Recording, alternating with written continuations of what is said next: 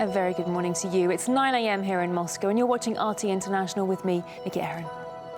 Now, it's a moment of anger and frustration for Russian sport. That's after the country's flag was banned for 4 years from all world major tournaments. The decision was made by the World Anti-Doping Agency, or WADA. Athletes on Team Russia are devastated.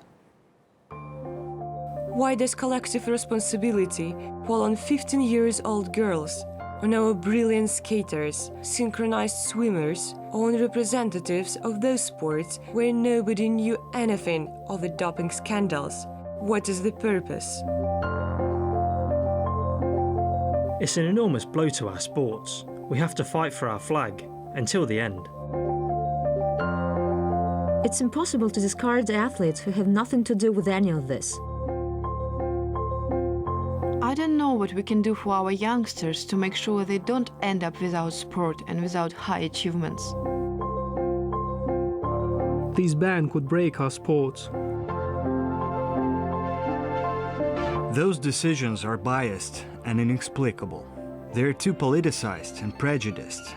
They're punishing the country and clean athletes. How can that be considered fair? I am devastated by the unsporting decisions being made by international organizations. This was an unfounded and mean-spirited decision. WADA says Moscow is being punished for tampering with a database of drug test results. Clean athletes will be able to compete under a neutral flag, but Russian officials are now prohibited from attending major sporting events, while the country won't be allowed to host any tournaments. Now, the list of events Russia's been excluded from is extensive. It includes the Olympic and Paralympic Games in Tokyo in 2020 and football's FIFA World Cup in Qatar 2 years after that.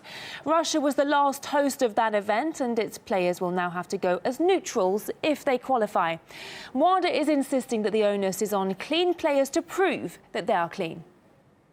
This is a ban against Russia that protects the rights of Russian athletes by allowing re-entry for major events to those that are able to demonstrate that they are not implicated in any way by the non-compliance. What is important in today's decision is that we are really sanctioning those who are responsible for these manipulations and leave doors open for those who had nothing to do with doping scandal in Russia, clean, innocent athletes.